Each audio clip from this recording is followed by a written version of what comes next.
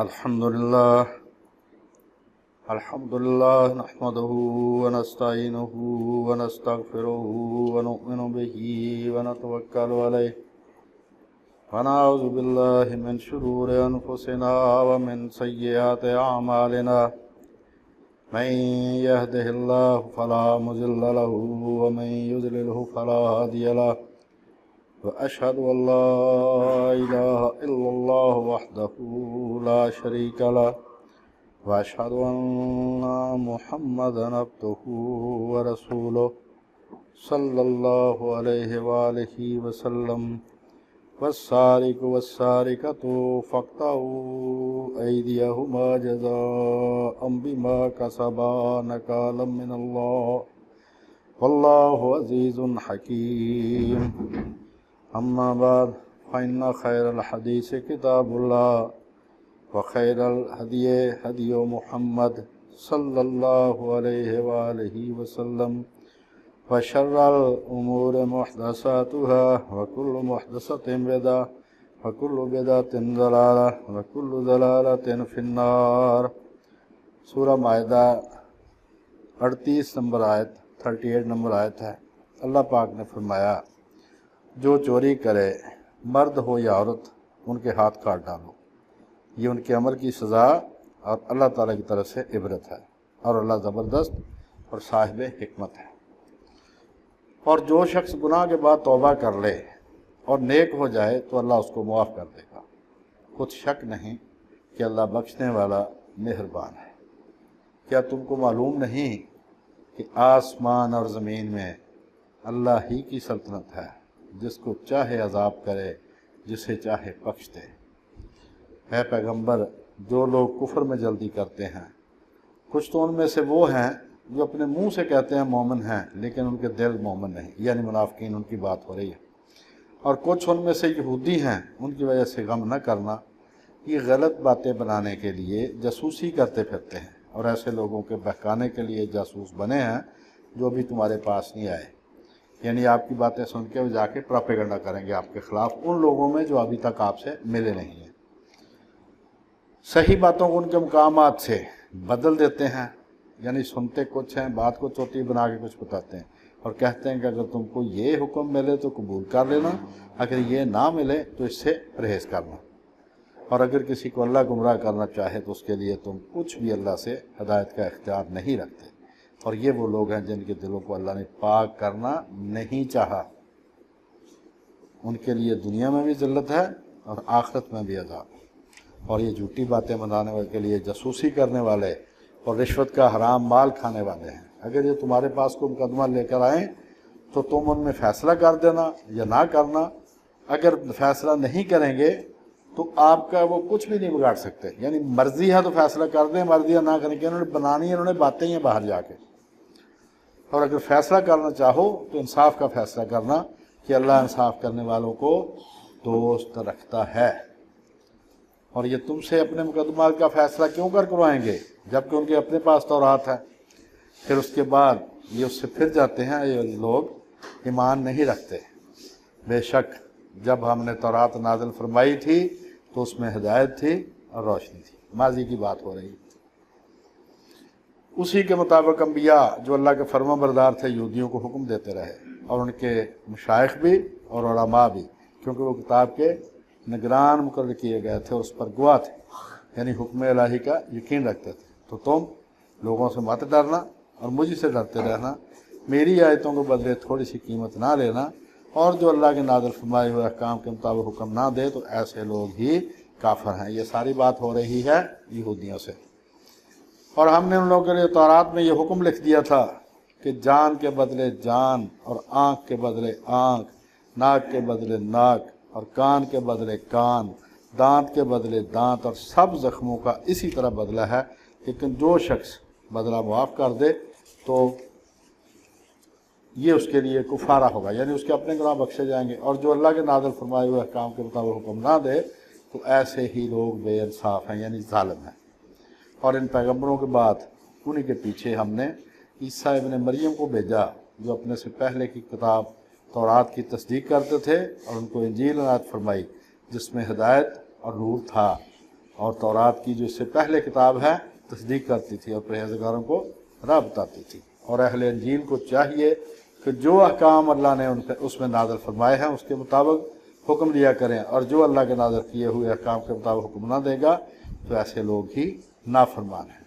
है पैगम्बर, हमने तुम पर सच्ची किताब नाजिल की है जो अपने से पहली किताबों की तस्दीक करती है और उन सब की निगहबान है, मुहैमन है, उन पर निगरान है उनकी। तो जो हुक्म अल्लाह ने नाजिल फरमाया है उनका फ़ैसला करना और हक़ जो तुम्हारे पास आ चुका है उसको छोड़कर उनकी ख्वाहिशों की पैरवी न करना।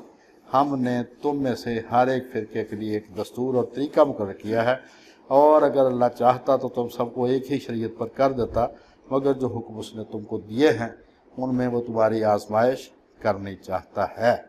सो नेक कामों में जल्दी करो, तुम सबको अल्लाह की तरफ लौट कर जाना है। और हम फिर आपको ताकीद करते हैं कि जो हुक्म अल्लाह ने नाज़िल फरमाया है उसी के मुताबिक उनमें फ़ैसला करना और इन लोगों की ख्वाहिशों की पैरवी न करना, और इनसे बचते रहना कि किसी हुक्म से जो अल्लाह ने तुम पर नाज़िल फरमाया है कि कहीं तुमको बहका न दें।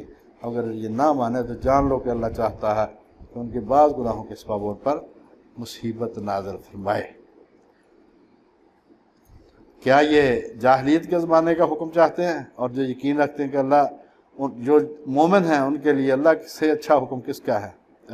ईमान वालो, यहूद और नसारा को दोस्त ना बनाओ, ये एक दूसरे के दोस्त हैं। जो तुम में से उनको दोस्त बनाएगा तो वो भी उन्हीं में से होगा। बेशक अल्लाह ज़ालिम लोगों को हिदायत नहीं करता। ये 51 नंबर आयत तक मैंने पढ़ा।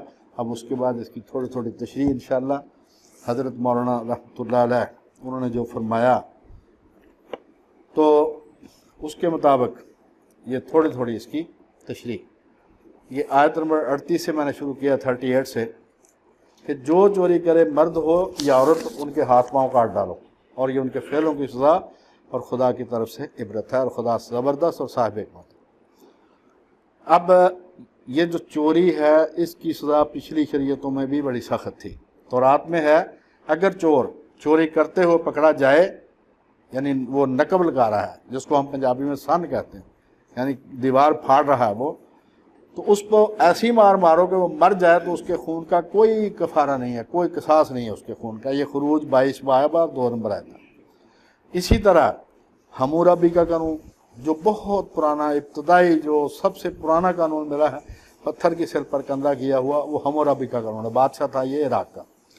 यूनानी और रूमी कानून सब में चोरी की सज़ा, और बाद में चोरी की सज़ा मौत है। बरतानिया में बड़ी चोरी या 1 शिलिंग यानी पाउंड का कुछ हिस्सा, जिस तरह हमारे आने रुपए का हिस्सा है ना, इसी तरह पाउंड का कुछ हिस्सा उसको शिलिंग कहते हैं, उससे ज़्यादा की चीज़ किसी के घर से चुराना भी सजाए मौत का मूजब था। Encyclopedia Britannica. यानी ये जो हमें कहते हैं ना वहशियाना सजाएं, ये मैं इसीलिए मैं रिकॉर्ड करवा रहा हूँ। आम लोगों की ये दिलचस्पी नहीं है, हो सकता आप बोर भी हो रहे हैं, लेकिन कुछ लोग ऐसे होते हैं जिनका इनसे वास्ता पड़ता है, जो खुदा के कानून पर एतराज़ करते हैं कि ये वहशियाना सजाएं हैं। मैं उनके लिए हवाले रिकॉर्ड करवा रहा हूँ कि किसी के घर से पाउंड पूरे की नहीं, जो बरतानवी रुपया है ना पूरा उसकी नहीं, उसके भी कुछ हिस्सा शिलिंग, उसकी जो चोरी करता था उसकी सज़ा मौत थी। इंसाइक्लोपीडिया ब्रिटानिका वॉल्यूम है 13, पेज है 721। अब ये हाथ कहाँ से काटना है इसमें इख्तलाफ है, सहाबा कराम का ही है। हजूर अलैहिस्सलाम से इससे कोई सही रवायत मरवी नहीं है। सुबुल सलाम शरह बुलूगुल मराम जिल्द नंबर 4 सफ़ा 27 और 28। और ये मैं जहाँ से पढ़ रहा हूँ ये है तफसीरुल आयात जिल्द नंबर 1 सफ़ा 418 ऑनवर्ड में पढ़ रहा हूँ। अल्लाह पाक ने फरमाया कि जिसको चाहूँगा सज़ा दूँगा, बख्शूँगा जिसको चाहूँगा सज़ा दूँगा। यानी अपने अदल और हिकमत के कानून के मुताबिक मैं जिसको चाहूँगा बख्श दूँगा, जिसको चाहूँगा सज़ा दूँगा। किसको? ये एक रद्द है शिरक का, ये नफ़ी शिरक है। इसमें अंधाधुंध बख्शना बख्शवाना नहीं है, क्योंकि जो हमसे पहली उम्मतें हैं उन सब के ख्याल में कोई ना कोई बख्शवाने वाला है अल्लाह के अलावा, उन सब का ये रद्द किया। मसलन यहूदी हजरात का ख्याल ये है, आज भी है, कि सैयदना इब्राहीम अलैहिस्सलाम की हम औलाद हैं, वो हमें बख्शवा देंगे। वो कहते हैं दोज़ख के दरवाजे पर बैठे होंगे और वहाँ से यहूदियों को वापस करते जाएंगे। عیسائی حضرات کا خیال ہے کہ سیدنا عیسیٰ علیہ السلام جنت اور دوزخ یہ تقسیم کریں گے۔ اسی طرح ہر قوم میں کوئی نہ کوئی ایسا بزرگ انہوں نے پوائنٹ آؤٹ کیا ہوا ہے کہ وہ جنت اور دوزخ تقسیم کرے گا۔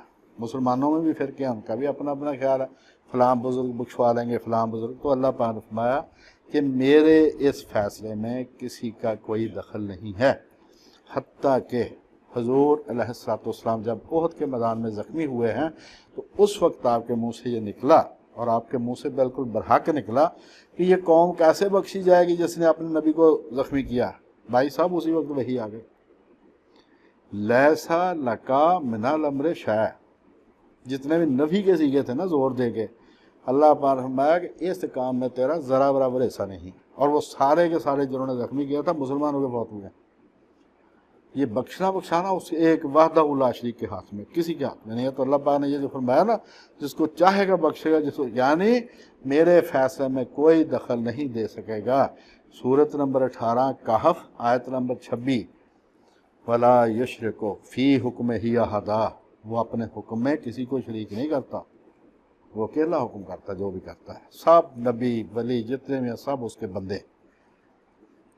آگے 41 نمبر سورت میں فرمایا ہے کہ یہ جو ہے نا بات کو اپنی جگہ سے ہٹا دیتے ہیں، ان کا کام ہی یہی ہے۔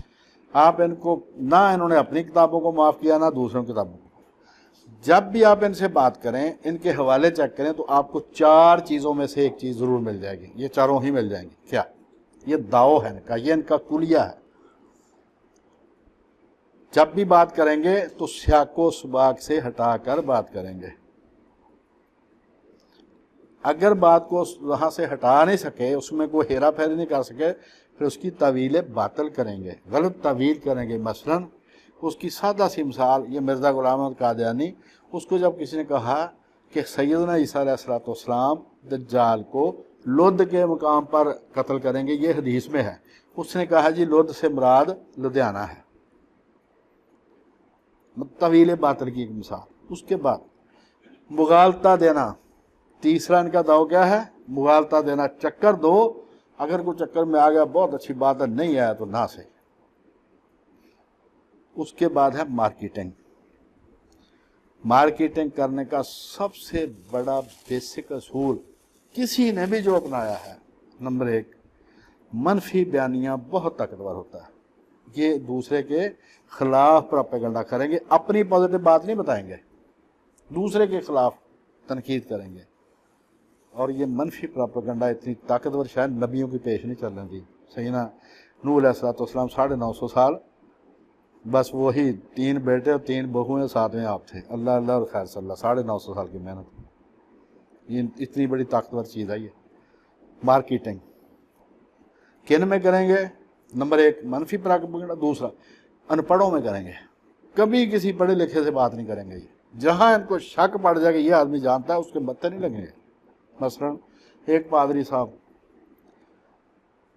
4 دفعہ ان سے ملاقات ہوئی ہے، انہوں نے ہر ملاقات میں یہی پوچھا کہ آپ کا فرقہ کون سا؟ میں نے کہا کوئی فرقہ نہیں۔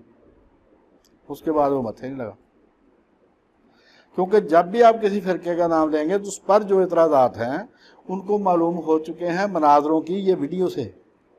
یہ جو یوٹیوب پر ہر قسم کے مناظرے آ رہے ہیں نا، ہمارے علماء حضرات جو ہیں، ایک گروپ ادھر بیٹھ جاتا ہے، دوسرے کو بالکل وہ ذلیل و خوار کرتے ہیں، تو ان کے پاس ان کی ویڈیوز ہوتی ہیں۔ اس فرقے کے خلاف جس سے وہ بات کرنا چاہتا ہے اس سے پوچھ لیتا ہے اس کا فرقہ، پھر وہ سارے اعتراض جو اس کے مخالف فرقے نے ویڈیو میں کیے تھے وہ سارے کے سارے اس پر کرتا ہے۔ مثلا ایک پادری ہے لاہور میں، پادری گیا، وہ پہلے مسلمان تھا، پھر عیسائی ہو گیا، پھر مسلمان ہو گیا، پھر مرتد ہو گیا، آج کل وہ مرتد ہی ہے۔ اس نے مجھے بتایا کہ آپ کے فلاں ساتھی سے میرا مناظرہ ہو رہا تھا لاہور میں، اب وہ مجھے نا وہ مطلب قابو کر رہا تھا، وہ میں نے دیکھا کہ سامنے ایک ہری پگڑی والا بیٹھا ہے، میں سمجھانے لگا کہ بھائی تھوڑا توجہ کیا کرو، جس سے بات ہو رہی اس کو بات کرنے دیا کرو، آپ نہ اس میں آ کے دخل اندازی کیا کرو۔ کہتا جب میں نے اس کو بیٹھے دیکھا تو میں نے اس سے پوچھا، یہ اہل حدیث تھا جس سے مناظرہ ہو رہا تھا، کہ حضور نور تھے کا بشر؟ اس نے کہا بشر تھے۔ اب وہ کہتا مجھے نہیں کچھ کرنے کی ضرورت بھائی، وہ ہری پگڑی والا کھڑا ہوگا، اس نے وہ دلیل کیا اپنے مولوی کو عزت کی، حد کوئی نہیں۔ ان کی مارکیٹنگ کیا ہے؟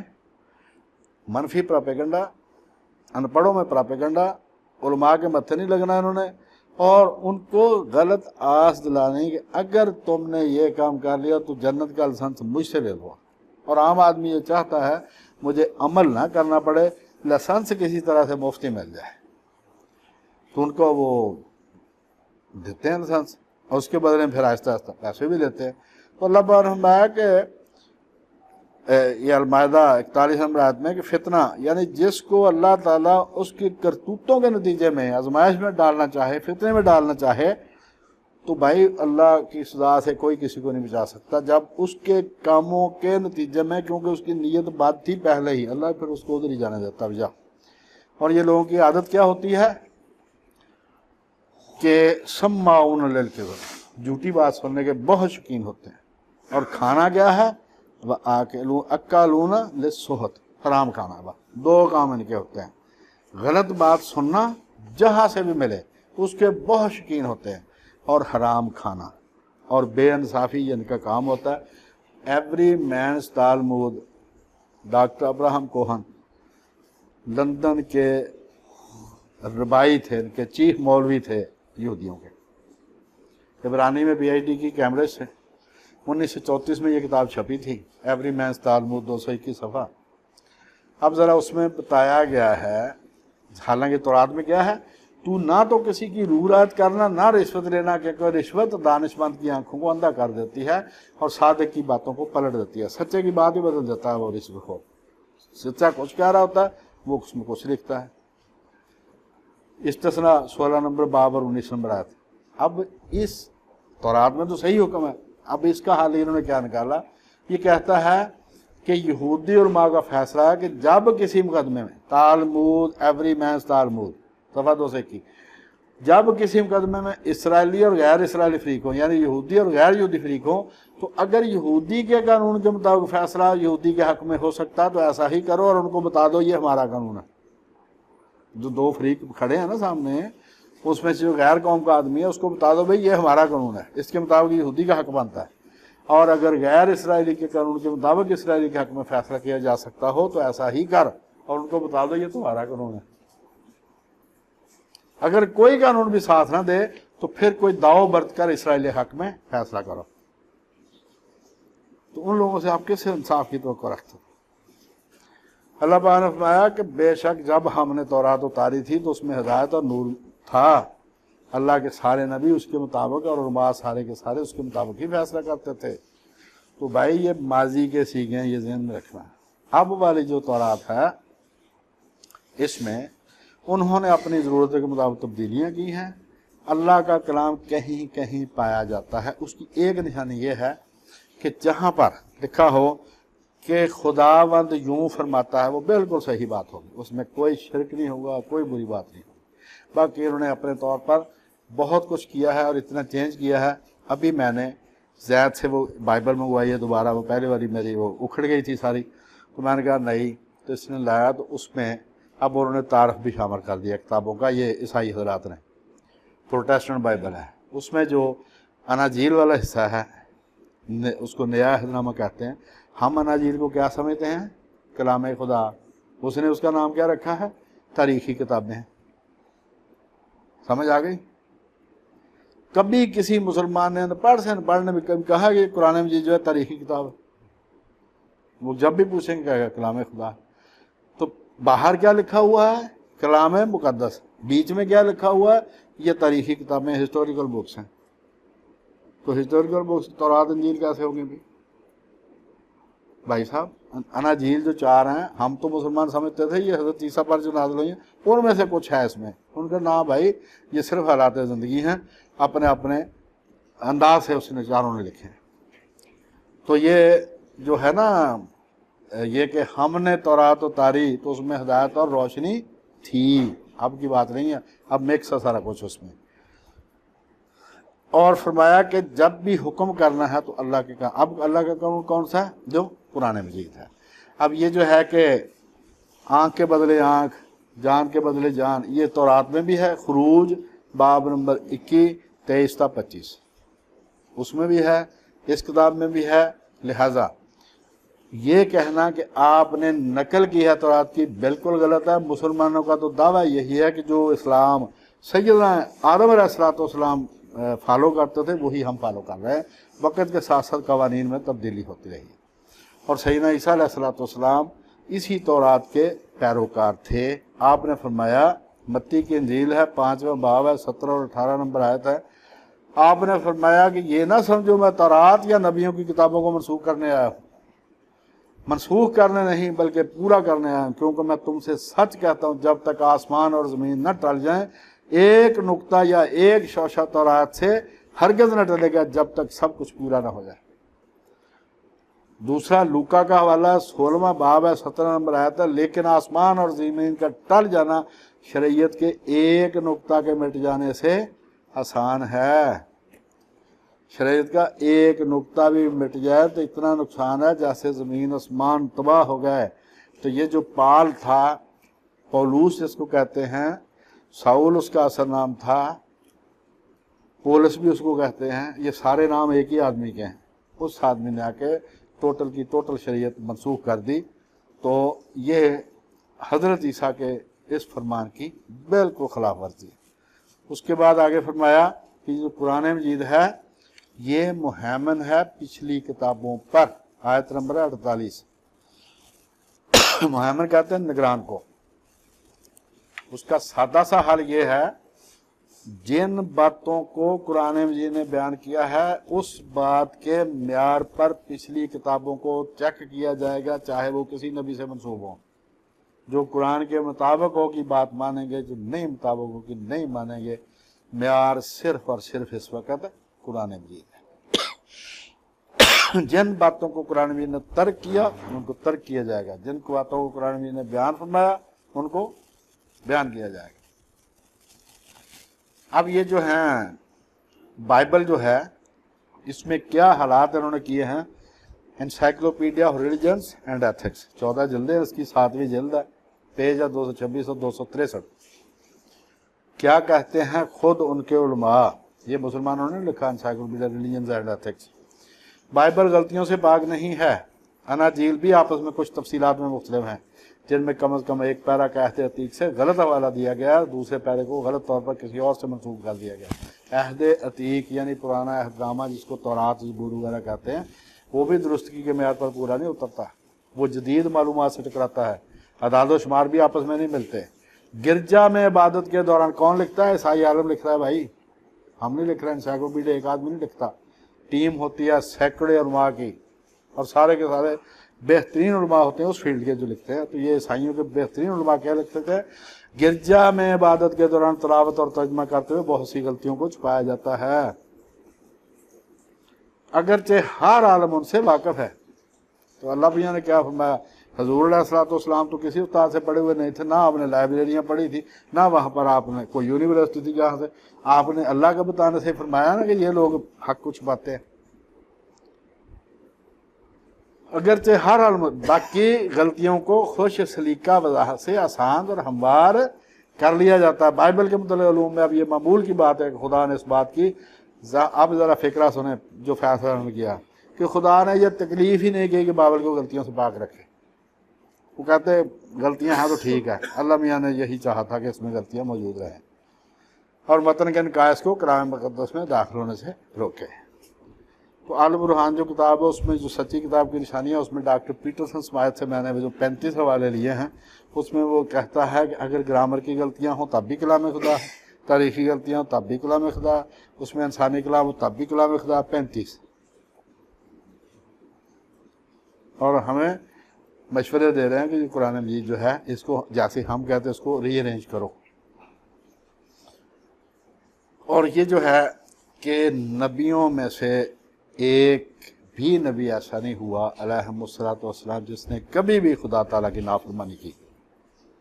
لہذا یہ جو آیت نمبر 49 ہے یہ نبیوں کے بارے میں نہیں ہے، یہ ہم جیسوں کے بارے میں ہے کہ اگر تم خدا کے قانون کے مطابق فیصلہ نہیں کرو گے تو پھر تم فاسقوں میں شمار ہوگے۔ نبی نہیں یہ کام کرتے، ان میں سے کسی نبی نے جان بوجھ کر کبھی بھی خدا کے غلام کی، اب یہ کہتے ہیں نبی معصوم ہوتے ہیں، گناہ کس کو کہتے ہیں؟ شریعت کی جان بوجھ کر خلاف ورزی کرنا اس کو کہتے ہیں گناہ۔ کسی بھی نبی علیہ السلام نے یہ کام نہیں کیا، لہذا نبی سارے کے سارے گناہوں سے پاک اور معصوم ہیں۔ یہ کلیہ ہے علماء کا۔ اب جناب افا حکم الجاہلیہ یبغون ومن احسن من اللہ حکما لقوم یوقنون، 50 نمبر آیت میں اللہ پاک نے فرمایا کیا یہ زمانہ جاہلیت کے حکم کے خواہشمند ہیں، اور جو مومن ہیں ان کے لیے، جو یقین رکھتے ہیں، ان کے لیے اللہ سے اچھا حکم کس کا ہے؟ اللہ کے حکم سے کیا فوائد ہوتے ہیں؟ ان میں سے ایک فائدہ، علامہ اقبال سے کسی نے پوچھا کہ عقل اور وحی میں کیا فرق ہے؟ انہوں نے کہا کہ اکانومی آف ٹائم کا وقت بچ جاتا ہے وحی سے۔ جو بات انسانیت ہزاروں لاکھوں سال خرچ کر کے سمجھے گی نا، نبی پہلے دن بتاتا تھا کہ یہ غلط ہے، تو ٹائم ہمارا کافی بچ جاتا ہے۔ اس لیے بھائی یہ جو بھی رسول کے پیچھے چلے گا وہ بہت سارے نقصانات اس دنیا سے ان سے بھی بچ جائے گا، اور اگلی جہان تو انشاءاللہ تعالی وہ بچے گا ہی بچے گا۔ اس کے بعد فرمایا 51 نمبر آیت ہے کہ اے مومنو، یہودیوں اور عیسائیوں کو اپنا دوست نہ بناؤ، یہ آپس میں ہی ایک دوسرے کے دوست ہیں، تو جو ان کا دوست بنائے گا وہ انہی میں سے شمار ہوگا۔ اب ذرا اس کے 2 حوالے سن لیں۔ المحلہ ابن حزم، جو 3 کتابیں اسلامی فقہ کی دنیا میں سب سے اعلیٰ ترین ان میں سے ایک المحلہ ہے، 11 جلدیں اس کی۔ المحلہ ابن حزم جلد نمبر 11 صفحہ 200، مسئلہ نمبر 2198۔ حضرت کیا فرماتے ہیں؟ کافروں کے ملک میں رہ کر، ذرا سن لو، جو نیشنلٹی لے رہے ہیں نا دوسرے ملکوں کی، اس میں لکھا ہوتا ہے کہ میں ملکہ برطانیہ یا بادشاہ برطانیہ کی فوج میں شامل ہو کر اس کے مخالف کے خلاف لڑوں گا، اس کے بعد بھی وہ شیخ الاسلام ہی رہتا ہے۔ اور اس کی ایک بات تھوڑی سی سن لیں کہ ایک آدمی نے کسی کو آزمانے کے لیے، وہ بھی بابا تھا، وہ دریا کے پار تھا، کتے کے گوشت کا پلاؤ، شراب کی بوتل اور ایک اپنی نوکرانی بھیجی اس بابے نے چیک کرنے کے لیے۔ اس بابے نے وہ کتے کے گوشت کا پلاؤ کھایا، شراب کی بوتل پی، اس کے ساتھ بدکاری کی، اور اس کے بعد کہا کہ اپنے پیر کو جا کے بتا دینا کہ اس سے ہماری فقیری میں کوئی فرق نہیں آیا۔ تو شیخ الاسلام نے جب ملکہ برطانیہ کی وفاداری کا حلف اٹھایا تھا، اس سے بھی اس کی فقیری میں کوئی فرق نہیں آیا۔ حکم کیا ہے؟ کافروں کے ملک میں رہ کر کافروں کی جانی اور مالی مدد کرنے والا مسلمان کافر ہے، اور کفار کے ملک میں جا کر ملازمت کرنے والا کفر کے بہت نزدیک ہے۔ دوسرا والا سلسلۃ الاحادیث صحیحہ جلد نمبر 5 صفحہ 293 300 اور حدیث نمبر ہے 2244، علامہ البانی طبرانی کبیر میں ہے، جلد نمبر 6 صفحہ 124، حدیث نمبر ہے 5636۔ کافروں کے ملک میں 1 سال سے زیادہ مدت رہنا منع کیا گیا ہے۔ حدیث کے مطابق ہجرت ختم کر کے کافروں کے علاقوں میں چلے جانا کبائر میں سے شمار کیا گیا ہے۔ اب جس کی مرضی ہے جو مرضی کرے۔ آگے جو آیت ہے یہ بہت مارکت الآیت ہے، مرتد کے بارے میں ہے، تو یہ انشاءاللہ تعالی اگلی دفعہ اس کے بارے میں بات کریں گے اللہ کے فضل اور کرم سے۔ تو اللہ تعالیٰ سے دعا یہ ہے کہ اللہ تعالیٰ ہمیں ان دنیاوی فائدوں کے پیچھے چلتے چلتے کافر ہونے سے بچائے۔ یہ بھائی کہہ دینا آسان ہے، بورس جانسن ابھی تو کل کی بات ہے، برطانیہ کا وزیر اعظم تھا، مسلمانوں نے اس تقریب میں اس کو بلایا، کہنے لگا مسلمانوں تمہارا میرا بہت پرانا رشتہ ہے، ہم مسلمان ہیں کہ ہم اس کے ووٹر ہیں برطانیہ والے، اس لیے یہ کہہ رہا ہے۔ اس نے کہا نہیں، میرا دادا ترک تھا، مسلمان تھا، 2 شادیاں تھیں، ایک ترکی میں کی تھی، دوسری برطانیہ کی شہریت لینے کے لیے برطانیہ میں آ کر کی، اس کی ساری اولاد مسلمان ہے، اور جو برطانیہ میں آ کر کی اس کی ساری اولاد عیسائی ہے، ہور چوپو اس کو کہتے ہیں۔ جو بھی جا کے وہاں پر رہے گا بھائی، تیسری پشت انشاءاللہ تعالیٰ ان کے ساتھ مل جائے گی، کیونکہ وہ جس ماحول میں وہ پلی بڑی ہے اس کے لیے یہ کچھ بھی نہیں ہے، سارا اس کو وہ ہم کو فضول سمجھتے ہیں۔ وہ کہتے ہیں یار یہ کیا بات ہوئی کہ کوئی پابندی بھی ہونی چاہیے زندگی پر، زندگی تو کھانے پینے کا نام ہے، کھول کھیلو۔ تو بھائی جس نے جو کرنا ہے اپنا پڑھا لکھا سوچ سمجھ کر کے بارے میں ہے کہ آپ کی تیسری پشت جو ہے وہ عیسائی ہو جائے، یہودی ہو جائے، یا مرتد ہو جائے یا وہ ہو جائے یہ دائریہ۔ لہٰذا یہ جو پابندیاں لگائی ہیں کسی کو دشمنی نہیں تھی کسی کے ساتھ، تو کہا کہ کافروں کے ملک میں 1 سال سے جا کر زیادہ رہنا منع ہے، اور جو وہاں پر رہے گا وہ کفر کے قریب ہو جائے گا، اور جو کافروں کے ملک میں رہ کر ان کی مالی اور جانی مدد کرتا ہے کہ کافروں کی فوج میں مل کر مسلمانوں سے جنگ لڑتا ہے یا ان کو پیسے دیتا ہے، تو وہ بھی کافروں میں ہی شمار ہوگا۔ اب ذرا جو 1857 کی جنگ آزادی میں جنہوں نے انگریزوں کی حمایت کی ہے مسلمانوں کو قتل کرنے کے لیے اور اس کے بدلے میں لی ہیں جگیریں، ان کا کیا ہے؟ اللہ ہی مالک ہے، وہ جانے اور ان کا کام جانے۔ اللہ تعالیٰ سے دعا اللہ تعالیٰ ہمیں ہر قسم کے کفر و گمراہی سے سب کو محفوظ رکھے۔ وما علینا الا البلاغ۔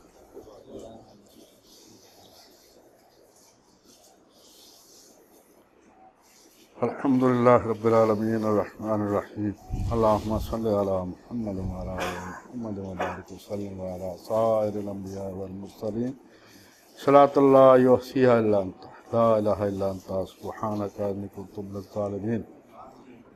اللہم انی اسألک من الخیر کلہ ما علمت منہ وما لم اعلم واعوذ بک من الشر کلہ ما علمت منہ وما لم اعلم۔ اللہم انی اسألک من خیر ما سألک منہ عبادک الصالحون واعوذ بک من شر ما استعاذک منہ عبادک الصالحون۔ ربنا آتنا فی الدنیا حسنۃ وفی الآخرۃ حسنۃ وقنا عذاب النار۔ یا ذا الجلال والاکرام یا حی یا قیوم برحمتک نستغیث اصلح لنا شأننا کلہ ولا تکلنا الی انفسنا طرفۃ عین ولا الی احد من خلقک ابدا۔